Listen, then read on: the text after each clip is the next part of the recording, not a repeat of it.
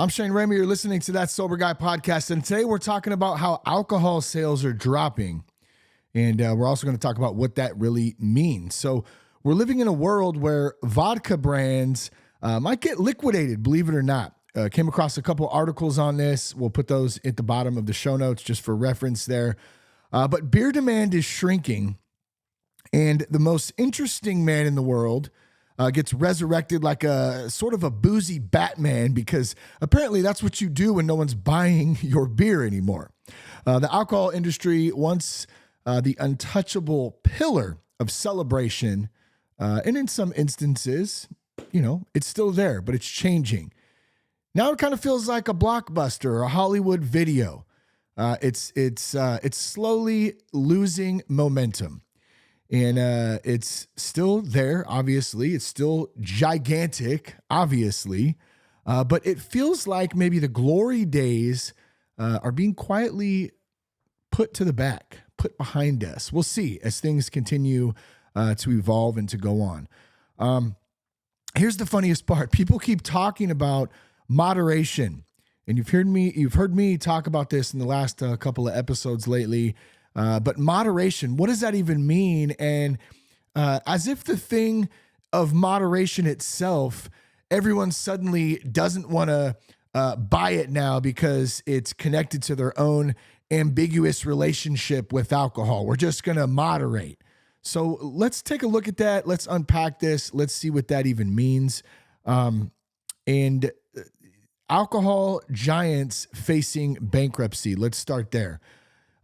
Stoli Group, USA LLC, and Kentucky Owl LLC are sliding from Chapter 11 reorganization toward Chapter 7, which is an asset liquidation after quite a few failed attempts to stabilize the company.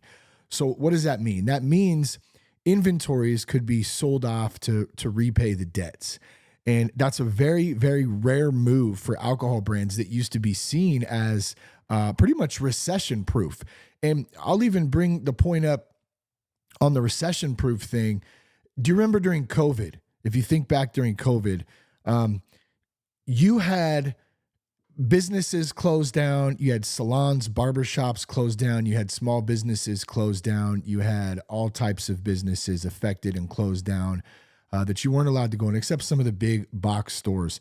And one of those box stores I can remember going back and driving through the parking lot and wondering why there was a huge line down the sidewalk, because all these businesses were closed. At least is what I was thinking at the time. This was like peak COVID, total weird, bunch of people wearing masks, and just what a strange experiment. But as I see this line, I start to get a little closer and I realize, holy shit, that's Bevmo.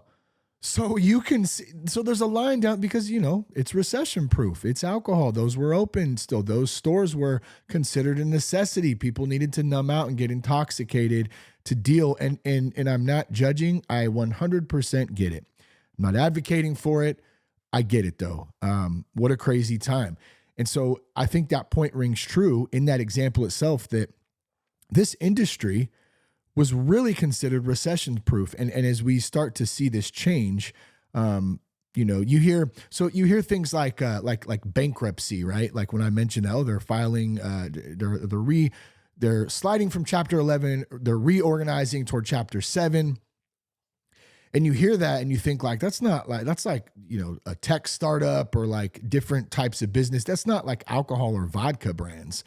There's no way, but it is. And it's happening in real time. And so other liquor companies that used to be cultural fixtures are now fighting those same liquidity. That was so weird. My brain literally stopped. Liquidity, I think, is the word I was looking for. I almost felt robotic in that moment. Gosh, the brain is crazy. Liquidity problems, okay? Different companies that were kind of a staple, a fixture, fighting those same things. And creditors, they're saying that even after a cyber attack, some of them had a cyber attack, I guess, on some of the business itself. the banks are saying that's not enough. The slump continued anyways. Too bad, pretty much. So a vodka brand that going bankrupt, it's like unheard of. It feels like, when you stick your hand out to handshake someone and they don't see you or whatever, you kind of get ghosted on that. Kind of that same feeling, like, what the, oh man, you're just kind of thrown back a little bit.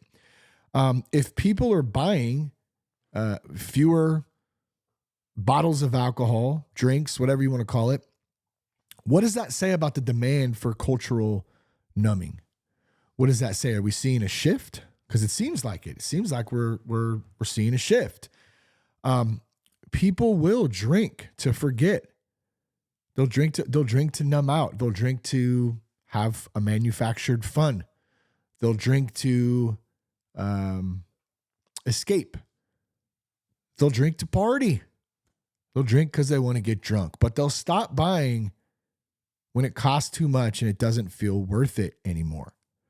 So the beer demand is weakening as well. Major beer sellers like Modelo, Corona, they've reported sluggish demand. And this is leading companies to cut their forecast sales for beer. And that is interesting in itself too, especially as you see a big push for non-alcoholic brands like Athletic Brewing. All the major brands have their own NA style beer. Do you remember back in the day, it used to just be O'Doul's. You had your baseball coach back in the 90s. He had his John Stockton Nutters on and his socks pulled up, and he had his clipboard and his whistle, and he's probably just peeled back a couple of Miller High Lifes, the champagne of beers. And then he got sober at one point, and he drank O'Doul's. And you were proud of him. You were happy about that. Hey, great job. Do you know Coach Dan? Coach Dan's sober now. You know that? Yeah, he drinks O'Doul's. You go over to your buddy's house, and it's Coach Dan's son, and they got some frozen pizzas in there. They got some Tina's frozen burritos, maybe some box drinks and some fruit snacks, and you look down on the bottom shelf of the fridge out in the garage, and there's a nice stack of O'Doul's out there because Coach Dan's sober nowadays. But you see where I'm getting at. It started back in the day. The NA was a very, very, very small piece of that market. And now it's massive, and it's having a profound effect on the growth, on the demand for actual beer itself. And so declines were especially, they're seeing declines, especially among different types of beers like Modelo, like Corona. Beer sales aren't just plateauing, they're actually declining, which is really interesting. And companies are literally forecasting more of a decline, we'll say like that. And so with beer sales collapsing faster than a New Year's resolution, which is pretty common, right? Who sticks to their resolution? I mean, I'm actually pretty good at it. I'm actually pretty good. No big deal. Let's say this. I've gotten better. I don't mean to pat my own back here, but when I tend to commit to something, I really try and follow through with that, which is not the case 10, 15 years ago at all. Beer sales were definitely collapsing a lot faster than Shane Raymer's New Year's resolutions 10 years ago, and even probably 5 years ago. I'm not perfect, but I'm just saying it's totally irrelevant. It doesn't really matter. But we celebrate beer culture so loud. Sports, events, parties, bars, restaurants, getting together for the game, the Super Bowl. I mean, think about the sponsors for the Super Bowl. It's gigantic.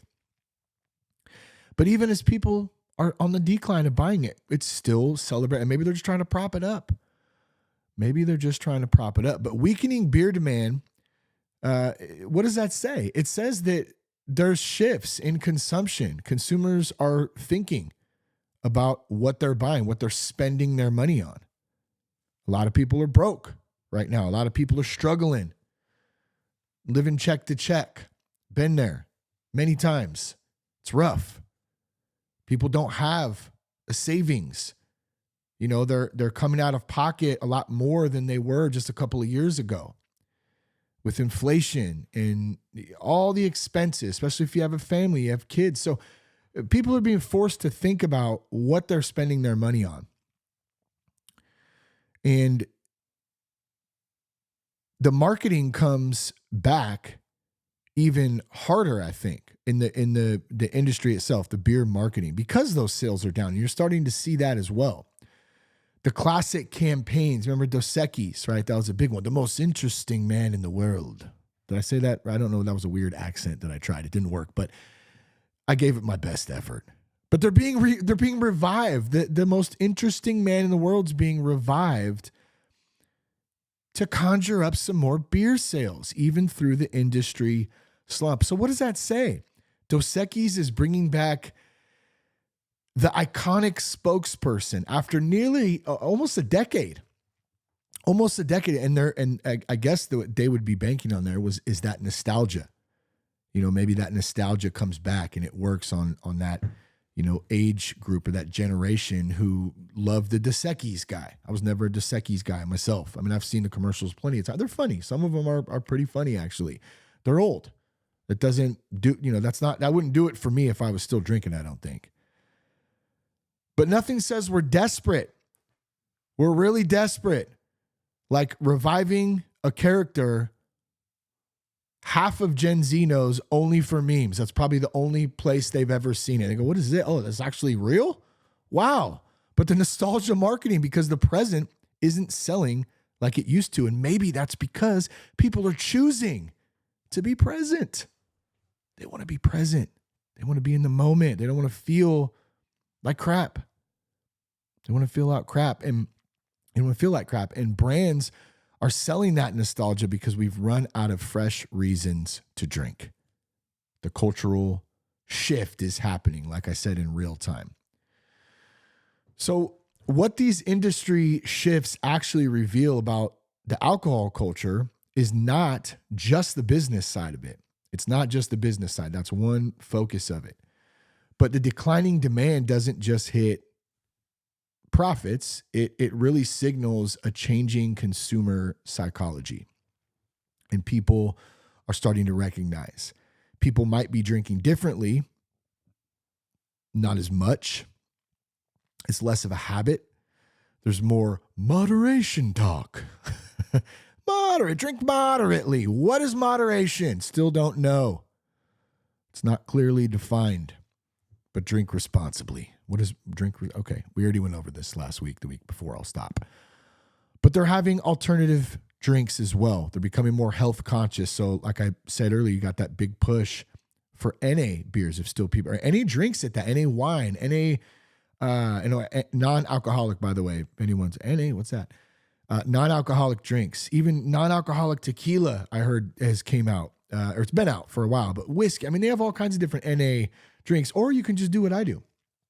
I don't really drink any of those. Occasionally I'll have an NA beer every once in a while. Not my favorite.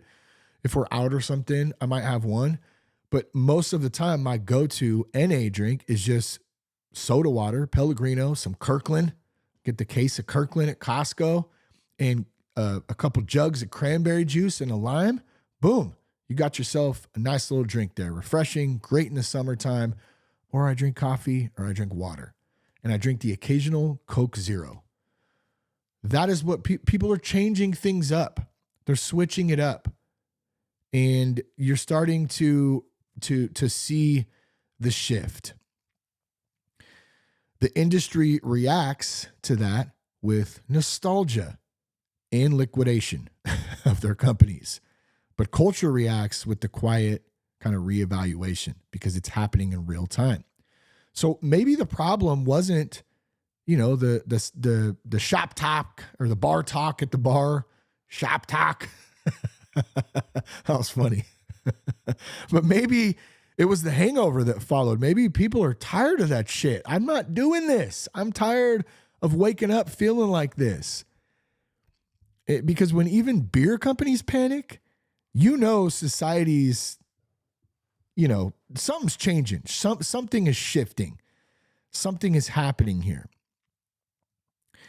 We're watching the culture detangle from alcohol without even really noticing. And one thing I want to mention, and I saw this on X, And it was a really good point, I thought, is maybe what's happening though too, is it's not just people quitting drinking and figuring that out. And like I think there's definitely a big part of that, what we just talked about, but also you got to think about, there's a shift in people using vape pens and marijuana that's legal and edibles. And so instead of going out and spending all the money at the bar and the restaurant and the club and all that, which is what was regular. I mean, for me growing up, when I was in my teens and 20s and even into my early 30s, like that was what everybody did, but also weed wasn't legal at that time. So you had to know somebody, which was not hard, by the way, to know anybody who sold weed, and you got it. And that was like, it was still one of those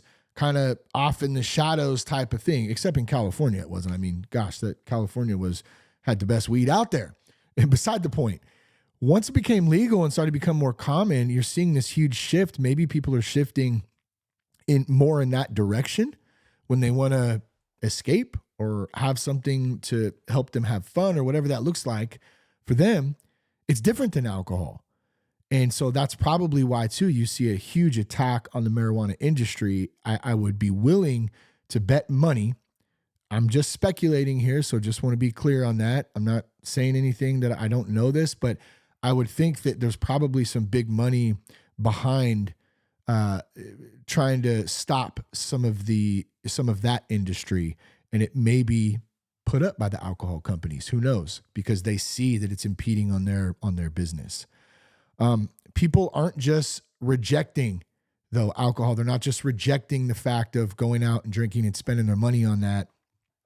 They're rejecting almost like the rituals of it, the autopilot habits of it. It's definitely changing. So maybe the best cocktail of all is awareness. Maybe the best drink of all is presence. And it's not one that goes on sale all the time, that you got to spend, hundreds of dollars if you're going out for a night of drinking and food. And then by the time you thought you were going to eat food, but you don't want to anyways, because it messes your buzz up. I remember that. I would drink and then be like, oh, you want some steak or whatever? Going to order some food. Yeah, I'm good. I'm just going to drink liquid diet tonight. And man, you felt terrible the next day. Absolutely terrible. But what do you guys think about this? I mean, what's your take? I'd love to hear a little bit more on your take on the parallels on why the industry is changing. Why are people, are they just switching over to, weed or edibles, or is it really a decline, more NA drinks? I think there's health awareness in there. I'd love to hear what you think. You can find this on YouTube. You can find it on Instagram at That Sober Guy Podcast. And you can go to the website, thatsoberguy.com, if you want to connect there. Did I miss something here? Where did I go? I just lost my spot. There it is. One more thing I wanted to mention. Join our Sober Guy men's community, the Victory Circles. More tips there, is connection. A lot of great dudes in there. You can do that also at thatsoberguy.com. But alcohol sales are dropping. Quick little, we'll call it a report today. Just trying to get some conversation going. Love to hear what you thought. Leave us a comment on YouTube. Subscribe on YouTube. Subscribe to the show on iTunes. Leave us a review there. That'd be very helpful. What does the alcohol sales dropping really mean? Thanks for tuning in to That Sober Guy Podcast. If you enjoyed the episode, don't forget to share it with a friend. Take care. God bless. Keep your blood clean.